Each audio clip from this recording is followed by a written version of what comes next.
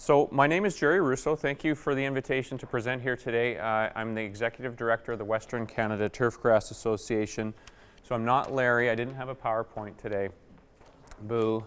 So I'm going to go old school a little bit, but I'm going to get my timer. I've got my water and a little housekeeping here. I haven't attended a WCTGA AGM before, so just say cheese for my scrapbook, please. There we go. Okay, thank you. I get my water here. So I was invited to speak about IPM here today, but first I'm going to just explain a little bit about the Western Canada Turfgrass Association, and Chris alluded to what we do. So turf management, I mean, if you've played golf course, you realize you play your sport on grass, and so there are individuals who maintain that.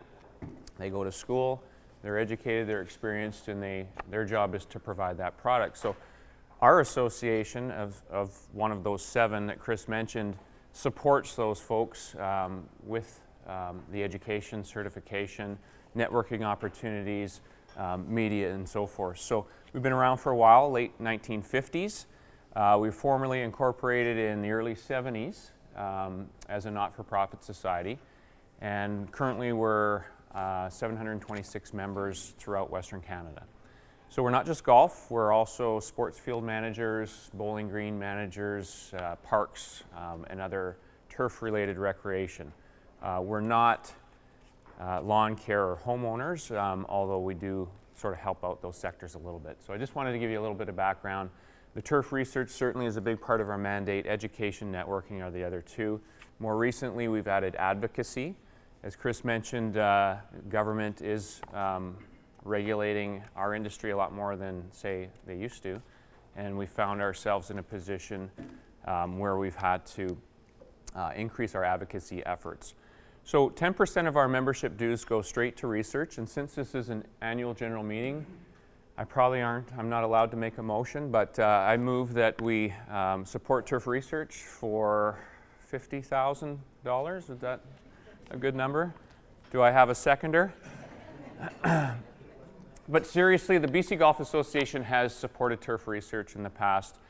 We raise funds, and in the past decade, we've contributed about $500,000 to turf research. And like Chris mentioned, we're basically just trying to improve turf management, use less inputs, reduce pesticide use, reduce water use, fertilizer, et cetera. So, what are golf courses? I think from your perspective, that's fairly obvious. From the folks I represent, it's a little bit different. So golf courses are actually living, breathing ecosystems. Stole my line. We talked about ecosystems earlier, but it's true. They support habitat, wildlife, they produce oxygen, they sequester carbon, they filter rainwater, groundwater, they reduce our air temperature. They provide massive green space in our urban infrastructure. So in fact, governments are calling golf courses and green spaces green infrastructure now. And they're putting values on these properties. So that's sort of big picture stuff, and I will eventually get to the topic here. Golf also contributes, and excellent, I was glad to see this scorecard. My section, and I digress a little bit, the section I was involved with is the middle section. I see I'm the only one with a bogey on environment. My apologies. Green space par, environmental stewardship par, water bogey, and I'll talk a little bit about that later as to why we decided we needed to have a bogey there. Just want to make sure my timer is running. Of course it wasn't. So there are more than 300 golf courses in British Columbia. And every golf facility can present a healthy and stunning landscape, provide important social and economic benefits to local communities, and ensure a net positive environmental impact. So what is IPM? Integrated Pest Management is what that acronym is. I'm going to guess not too many people in the room know or understand this. It's a concept, it's a philosophy, it's a culture. So it's not specific to golf. This concept spans all areas where we're growing something: agriculture, forestry, golf, of course, turf, greenhouses, ornamentals, etc. So what we're trying to do with IPM is reduce pesticide use. The idea is if we have a healthy plant, that healthy plant will require less pesticides. So, and this is what this all comes down to is in the last 7 years, there's been a very big push by the government to look at the use of pesticides. Environmental groups have brought it to the forefront, and so we're basically caught in the middle. We are a user of pesticides in the golf business. We do rely on them to some degree, but we also practice IPM. So that's what I'm going to talk about a little bit here. And Susan was passing out some posters. So I've got a copy here. Now those are free, but the elastics are going to be $6.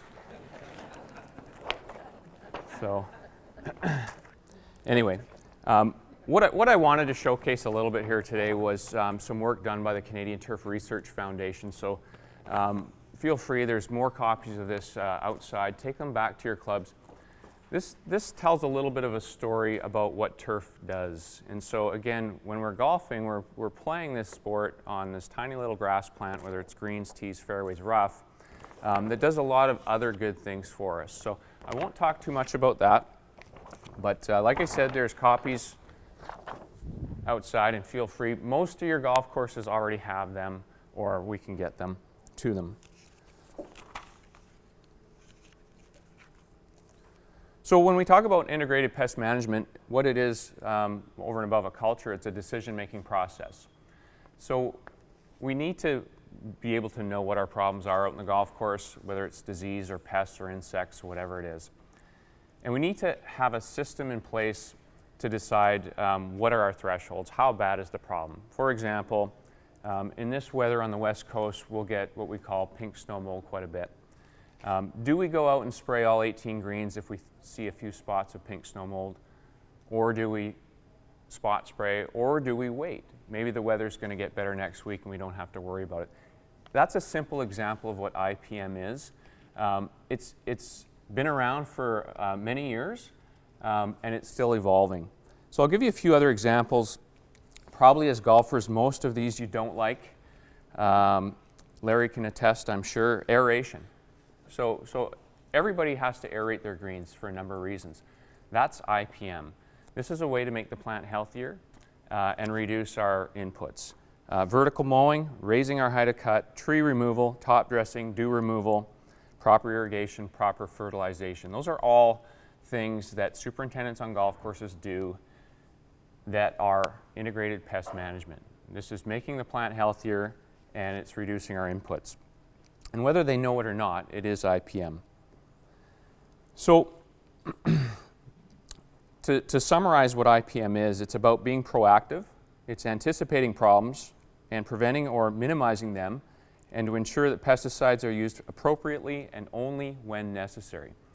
So key concept of IPM, especially in terms of the government regulation, is pesticides are used as a last resort. So how is IPM governed? And I could do 2 hours on this alone, but I'll keep it brief. In 2004, the BC government implemented the IPM Act. It used to be called the Pest Control Products Act. And what's in a name? A lot. In this case, it went from, okay, we have people trained, we have rules, we have regulations about application, storage, transport, disposal of pesticides, and that's more or less where it ends. IPM is, as you've heard, a different sort of train of thought. Now we're looking at regulation that says, wait a minute, let's make this a decision-making process. We're not just going to run to the spray shed, grab the gear, and go out and deal with that pest. We're going to look at it, we're going to establish thresholds, we're going to make a decision-making process. And all of a sudden, this became law.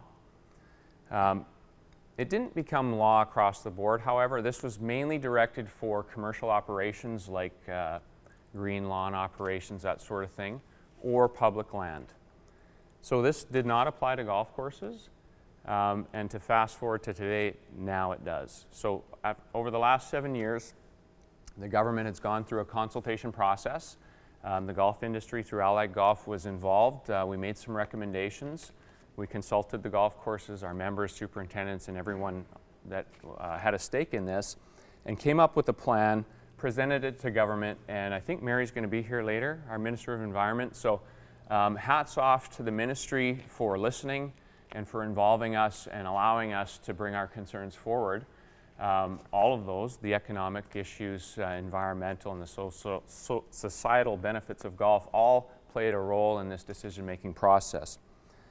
So the primary goals of the IPM Act then are to establish regulatory requirements based on degree of risk to human health and environment, promote environmental stewardship and integrated pest management, and set clear and enforceable standards for the protection of human health and environment. And I now see where a PowerPoint would have helped me on this. But basically, you can see the government's direction here.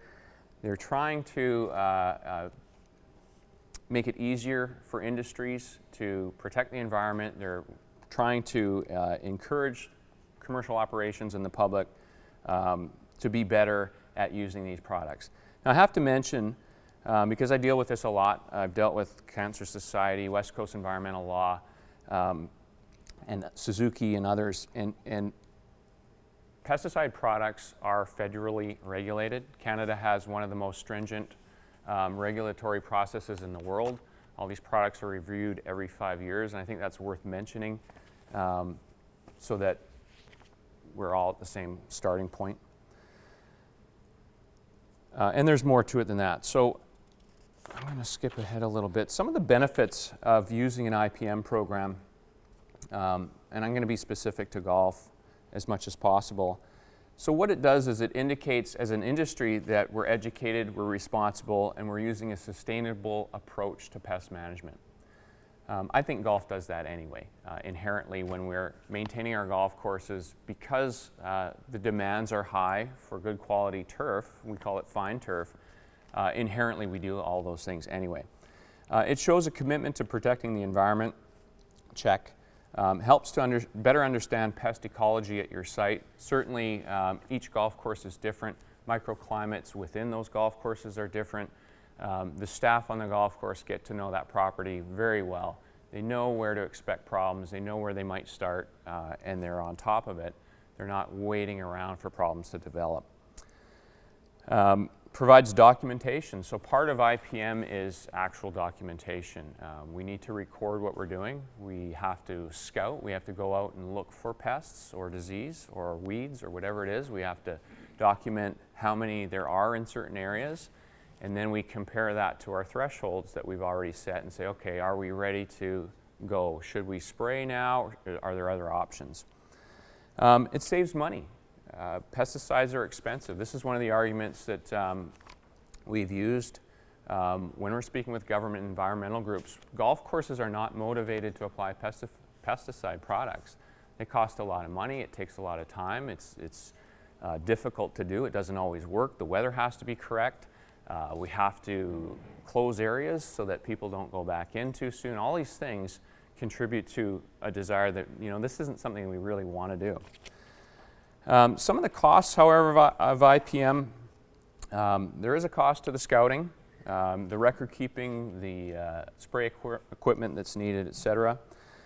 We know that the cultural controls, these IPM practices, aren't always as effective. And this is why 20 years ago it was a lot easier to just go out and spray a pest and try and be done with it than it is to try and have an overall regime where you're trying to keep that turf healthy.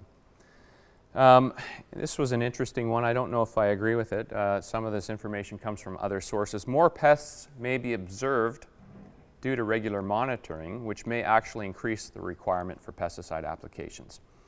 That might apply to other areas like agriculture or forestry, but I wouldn't say that golf courses have that issue. And finally, an economic threshold may be incorrect. We could be wrong. We might think that 3 spots on our green is no big deal and we just forget about it. And then the next day it's 30 spots, and the next day or 2 days later that green's gone. If any of you were Greens Committee chairs, sometimes you'll see turf disease wipe out entire golf courses quite quickly. So we don't want to be wrong on this, but that's definitely a potential cost of using IPM versus just a let's go spray mentality. So hitting the green in regulation, revisions to the IPM Act affecting golf courses. So as stated, 7 years of process has resulted in a 118-page document with 26 recommendations on how to improve the rules in British Columbia on IPM and pesticides. So the main three that affect golf are that, yes, we are now going to be regulated, where most golf courses, save for about 12 in the province, truly on public land, didn't have to worry too much about it. So take this back to your golf courses. This isn't too much of a burden in our opinion. Again, we worked hard to lobby government, and they worked with us to find solutions that were outcome-based, not just arbitrary. So anyway, number one, we're actually going to have certification. So there will be a license requirement, much like the green lawn companies or anyone applying pesticides on public land. So that's a $250 per year registration fee, not substantial for most golf clubs. Number two, we're going to have certified applicators. Again, most golf courses, that's not a big problem. Many already have that. Some of the smaller ones, that could be an issue. The third requirement will be public posting. So, and you see this again with the green lawn. Maybe in your community you'll see, this was applied today, these little signs all over people's lawns. Many golf courses already do that as well. You'll see a sign on the first tee, we sprayed our greens today. That's now a requirement legally. So that's pretty much it for the regulation change that affects golf. There were several others that I won't get into. Part of what I wanted to talk about today then is okay, so how is the golf industry reacting to this? How is the golf industry preparing? And how am I doing for time?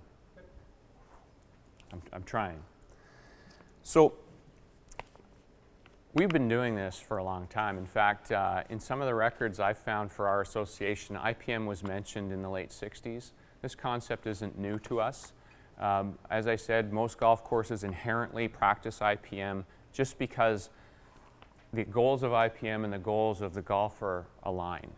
So we're way ahead of the curve in general. Again, golf course superintendents are well educated with certification, landscape degrees, all sorts of horticulture background and experience, well-trained staff, the proper equipment to do the job. So the $250 is new, but again, most golf courses will have certified applicators.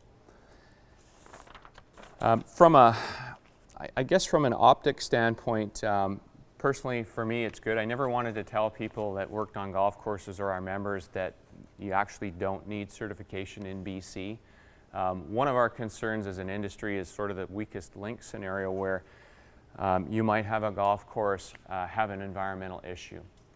We certainly don't want golf's image to be dragged down in that way. Those type of situations are highly public, and so we're definitely motivated to have the entire golf industry in British Columbia at a very high level of education.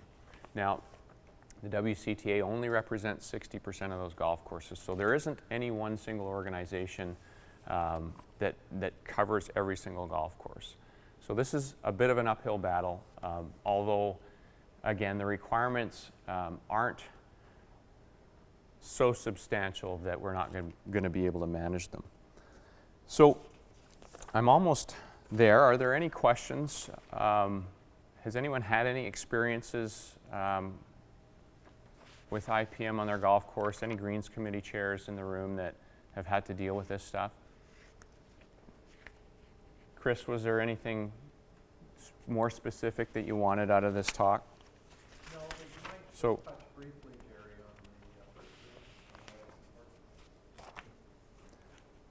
the okay.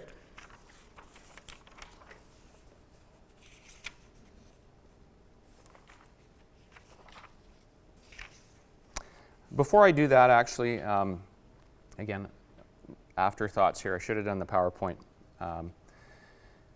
With our lobbying efforts, one of the things that we need to do is show government that not only are we good at what we do, but that we need their support as well.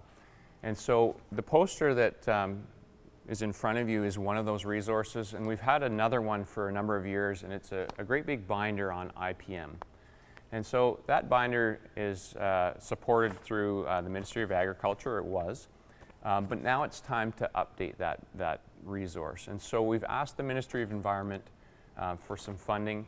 They've given us $15,000. This new manual is going to be online, it's going to be open access, it's going to be free for the golf business or anybody in the golf business. And I think that'll go a long way to helping these smaller golf courses that maybe can't afford a accredited superintendent or maybe that so-called weaker link. We are in the information age, and so we're going to take advantage of that. $15,000 isn't quite enough to cover the entire expense, so we've actually put another ask in to the ministry for another $30,000, I think. So be very nice to Mary today, and maybe we'll see that money. So first green, actually I've got a couple other things I want to talk about here. I was going to mention water. So I'm looking at the scorecard here, and I love this. This is a great resource that we've used countless times. Again, my section, I'm 1 over par here. My bad. But so green space, yes, it's a big deal. Urban environments, like I said, and the poster says it all. It sequesters oxygen. I already mentioned that. Environmental stewardship. This is where the IPM comes in. And again, it's a culture. So how do we do that? Through the IPM program. Properly managing our golf courses reaches that goal of environmental stewardship. But water, well, you know, water is part of that environmental stewardship category, but we broke it out because we know water is a new issue. I guess I shouldn't say a new issue, but it is a growing concern in government. There's a new Water Act in place. In fact, Mary Polak is going to be speaking about that to you later. And that will also affect golf. So we've known this for a while. We know water is an issue in other jurisdictions like California. And so how does that affect golf? Currently in British Columbia, we seem to have plenty of water. It hasn't been a big concern. But we are on top of this. We had a speaker come up to our conference from California to talk about drought. In Metro Vancouver, actually, there was a water restriction last summer that negatively affected some golf courses. So these, again, are reasons why we have to advocate. We're being part of the Allied Golf Association and making sure that golf is seen as a business, as a contributor to the environment and to our social well-being. So just to close here, I will talk about first green then. Thanks for the reminder, Chris. First green is a very, very cool thing. There's a number of programs out there that get kids into golf, and primarily they're instructional based.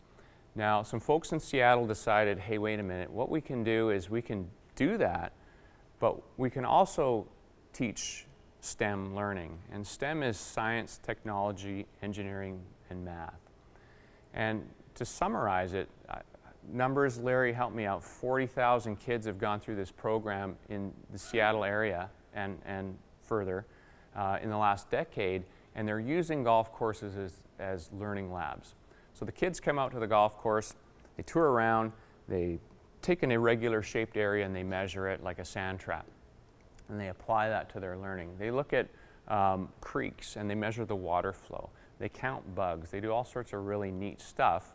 It's about an hour or 2 hours. It's typically directed by the superintendent, and then off they go. And it's a very exciting program for the teachers and the students themselves. So the WCTGA, along with Allied Golf, this is a little pitch, we've piloted this project in Canada. We're the first group to bring it up north of the border.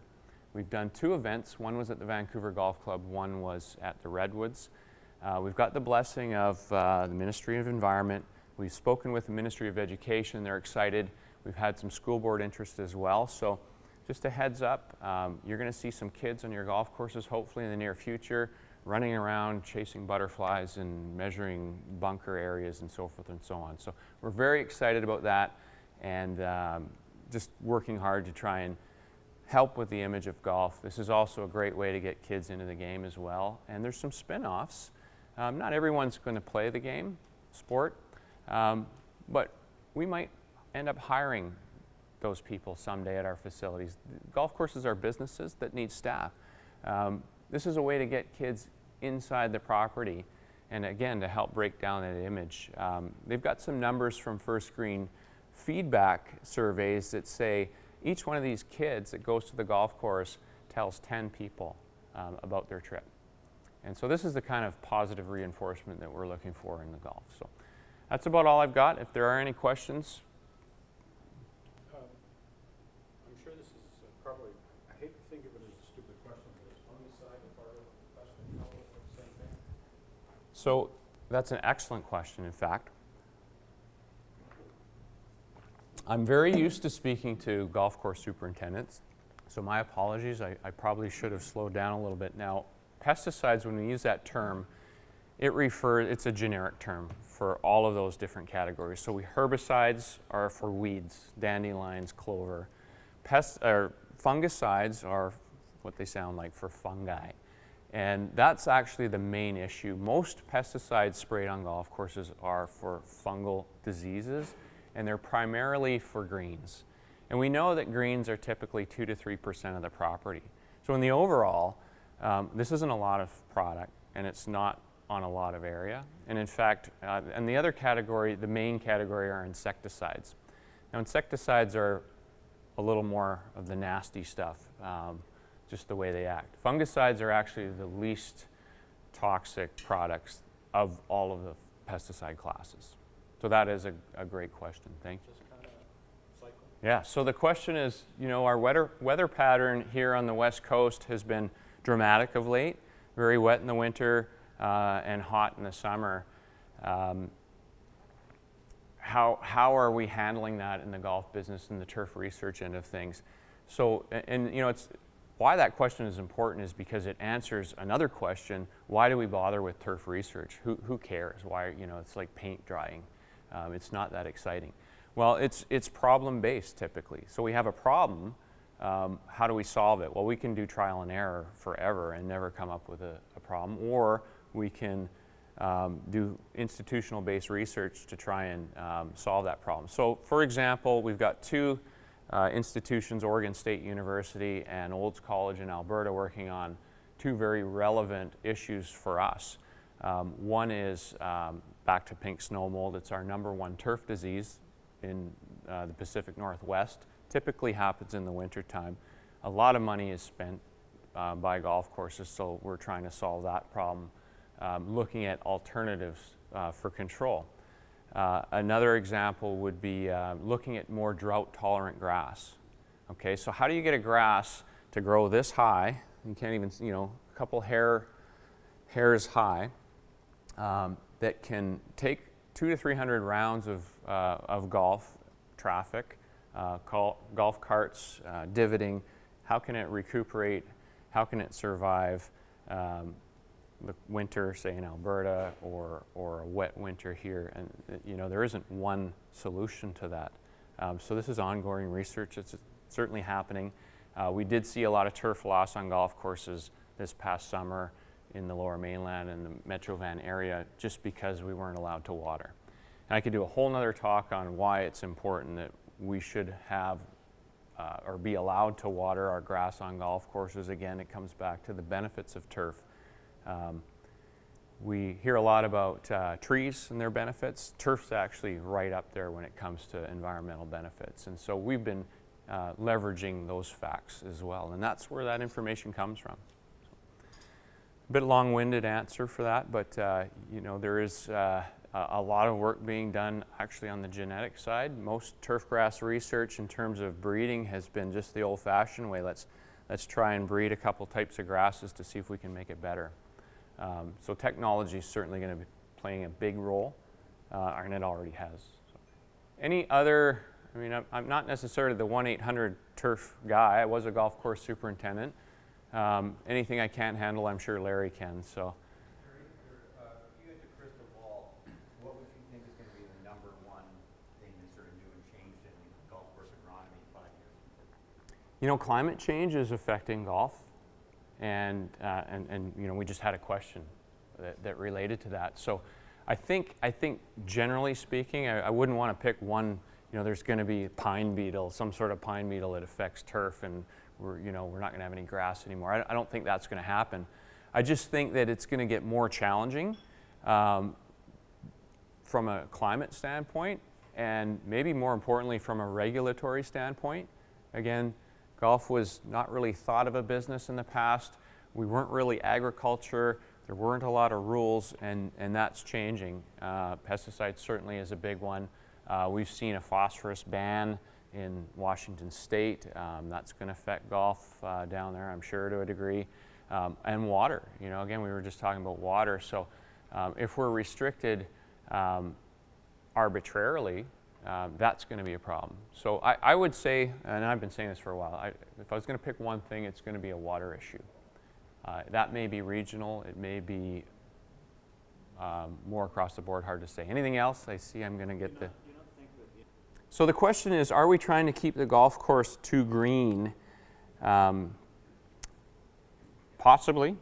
Yeah. Larry's for sure. Yeah, for sure. I mean, you go to Europe and it's a different sport, certainly. I would say in North America we have gotten into a bit of a, you know, green lush, I don't know what you'd call it, but it's got to go the other way. And we have the resources. You know, golf course can spend $1 million on an irrigation system, and it's not necessarily so that we can put 1 billion gallons of water down on the golf course. It's actually the opposite. It's so that we can manage that golf course. There's computerized control systems, radios, measuring rain shutoffs. There's a technology out there for that, and now we just need to make sure that we're managing it properly before someone says, we're going to manage it for you. So I guess the message there would be, and Larry's going to talk about it, right? Okay, I got to go. Thank you.